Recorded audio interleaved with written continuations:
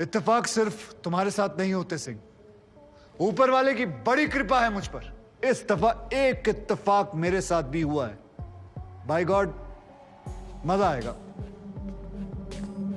पंडित जी को लाइए, लाइए जल्दी।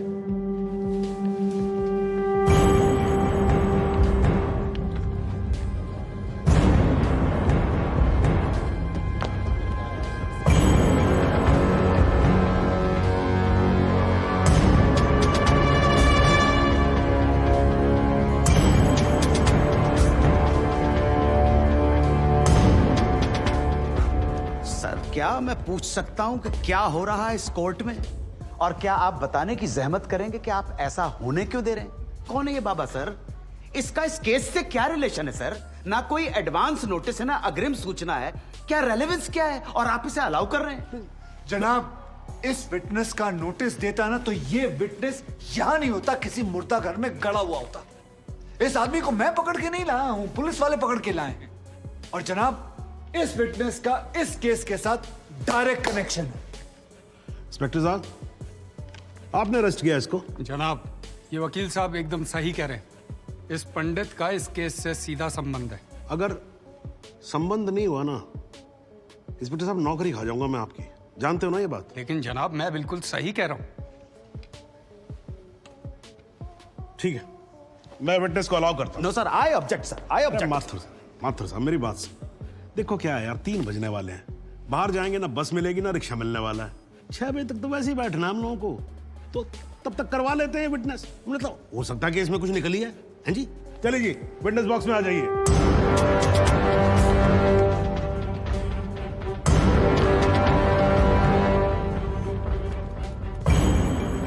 नमस्कार पंडित जी, क्या हाल है आपका? घरेलू कपड़े वपड़े टीका शीका लगा के पूरी तैयारी में आए हैं। भाई भट्ट साहब खड़े होइए। कोर्ट को बताइए कि इन पंडित जी का नाम क्या है? मोहम्मद इकबाल कादरी। हैं जी?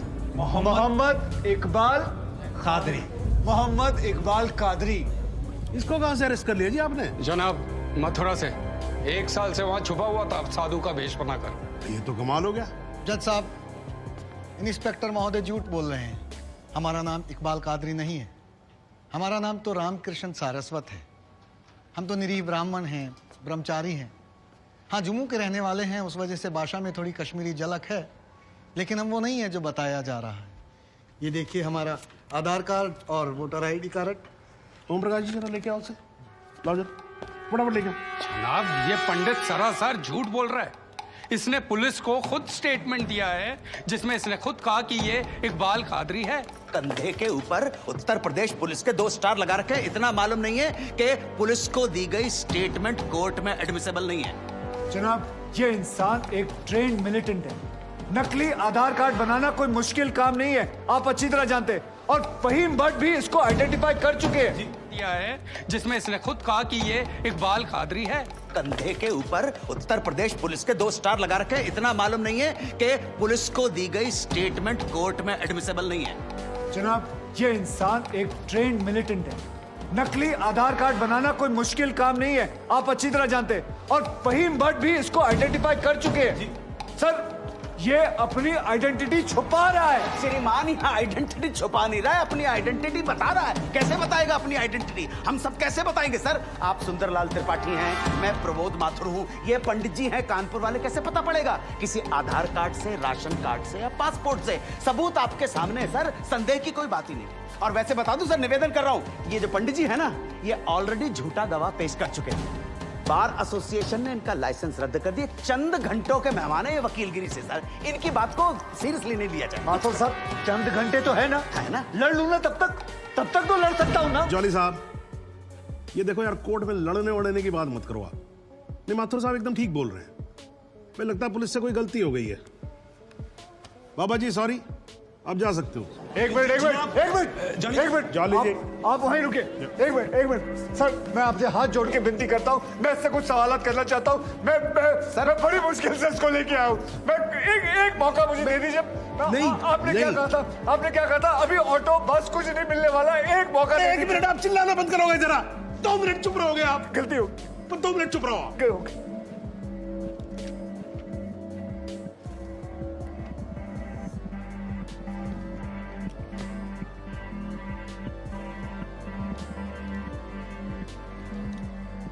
ठीक है, मैं विटनेस को अलाउ करता हूँ। अरे सर, अब क्या sir, what is this? Mathur साहब, I think court has the right to decide. Okay जी, and court has decided. Please. Thank you, thank you, thank you.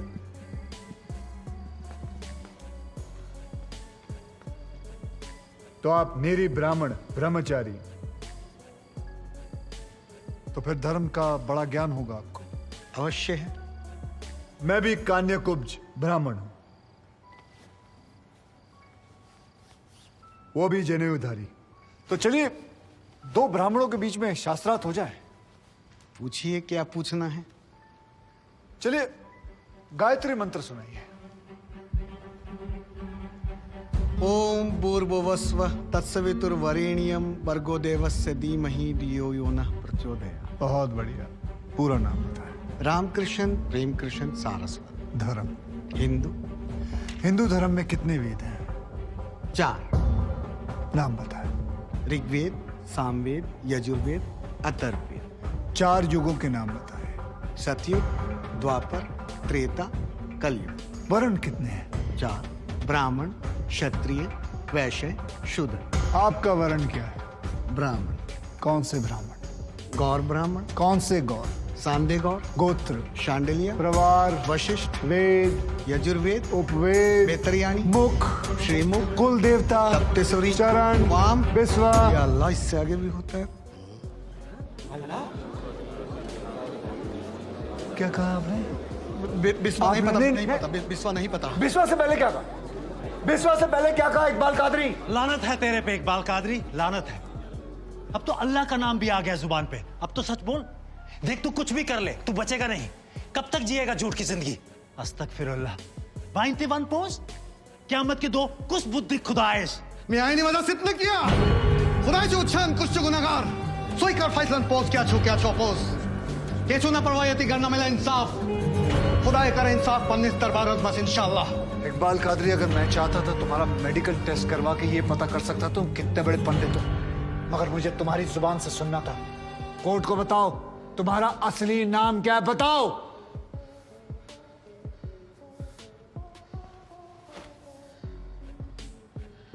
जज साहब, मेरा नाम मोहम्मद इकबाल कादरी है। मुझे सिंह साहब ने अरेस्ट किया था। मैं उनकी कस्टडी में था, लेकिन उन्होंने मुझे कोर्ट में पेश नहीं किया। मैं जानता था कि वो मेरा एनकाउंटर करने वाले हैं। एक दिन मौका देखकर मैंने उनसे कहा कि अगर वो मुझे जाने देंगे तो मेरे आदमी उन्हें बहुत सारा पैसा देंगे, और उन्होंने मेरी बात मान ली। इसे लेके कहाँ जा रहे? सिंह साहब ने आजाद कर दिया।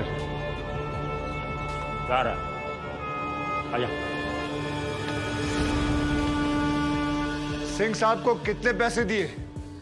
50 लाख, 25 लाख एडवांस और 25 एनकाउंटर के बाद। आई ऑब्जेक्ट श्रीमान।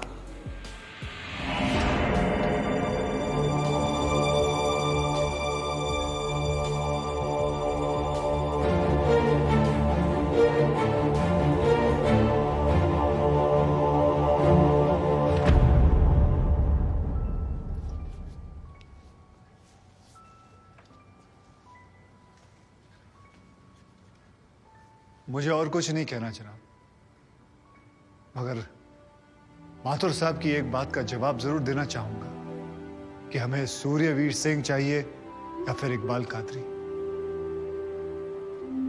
जनाब, हमें दोनों ही नहीं चाहिए। हमें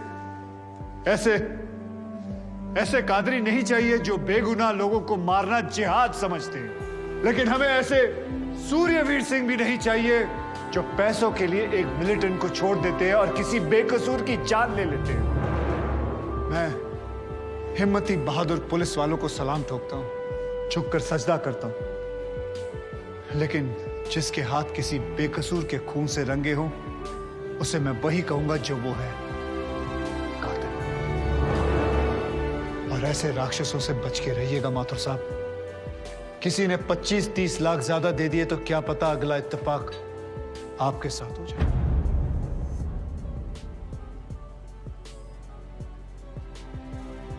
अंत में सिर्फ इतना ही कहना चाहूंगा कि इस दुनिया के सबसे बड़े जाहिल ने कहा था कि इश्क और जंग में सब कुछ जायज है, क्योंकि अगर ऐसा है तो फिर बॉर्डर पर सिपाहियों के सर काटने वाले भी जायज है और जवान लड़कियों पर एसिड फेंकने वाले आशिक भी, क्योंकि अगर ऐसा है तो फिर इकबाल कादरी भी जायज है और सूर्यवीर सिंह भी।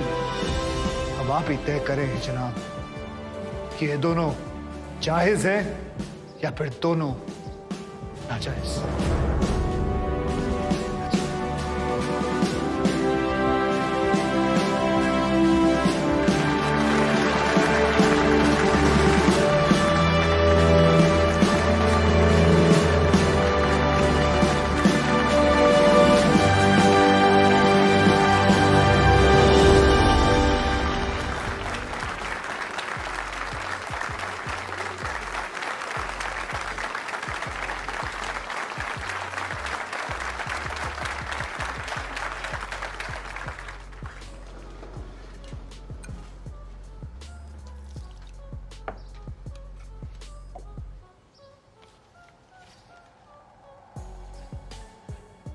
सालों में एक बार कभी कोई ऐसा केस आता है जब इस कुर्सी पे बैठने का अफसोस नहीं होता है।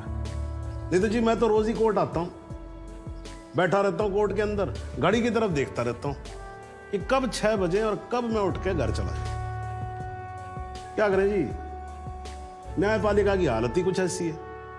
ये देखो जी, ये अंधेरे बदबूदार कमरे जिन्हें कोर्ट कहा जाता है, भाई साहब इसमें हम जैसे जजों का आने का मन नहीं करता। आम जनता की बात तो क्या करें। हाँ जी मात्र साहब ठीक बोल रहा हूं ना मैं? ये मतलब 3 करोड़ से ज्यादा केसेस पेंडिंग है इस देश के अंदर, और कुल मिलाकर जज कितने? 21,000। यानी देखा जाए तो 1 लाख लोगों पर एक जज। डेट पे डेट पड़ती रहती है। हाँ जी, लोग आते रहते हैं, हताश होकर घर जाते रहते हैं। लेकिन फिर भी आज भी हिंदुस्तान में जब कहीं 2 लोगों के बीच में झगड़ा होता है ना, कोई विवाद होता है, तो एक दूसरे से क्या कहते हुए पाए जाते हैं? I will see you in court. क्यों करते हैं भाई लोग ऐसा? हाँ जी, क्योंकि आज भी लोग भरोसा करते हैं, न्यायपालिका पे। उनको भरोसा होता है कि अगर सरकार उनकी बात नहीं सुनेगी, प्रशासन उनकी बात नहीं सुनेगा, पुलिस उनकी बात नहीं सुनेगी, तो कोर्ट सुनेगी उनकी बात, सुनेगी और न्याय देगी। भाई साहब, इस कुर्सी पे बैठा मेरे जैसा हर आदमी, उसका यह कर्तव्य बनता है कि वो इस भरोसे को ना टूटने दे। इस कोर्ट में पेश किए गए सभी गवाह और एविडेंसेस, एक बात तो एकदम साफ हो जाती है कि 13 अगस्त को गोमती नदी के पुल पे जो भी हुआ वो अचानक होने वाला एनकाउंटर नहीं था, बल्कि एक सोची समझी साजिश के तहत की जाने वाली हत्या थी।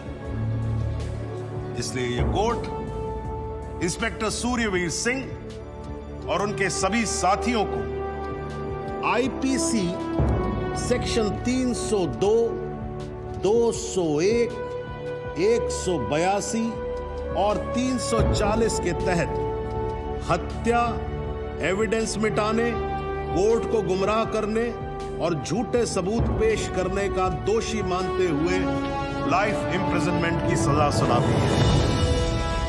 और यह कोर्ट शहीद कांस्टेबल बलदेव सिंह भदौरिया के पुत्र राम कुमार भदौरिया को तुरंत रिहा करने का आदेश भी देती है।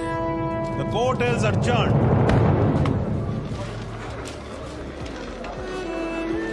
बहुत मुबारक। थैंक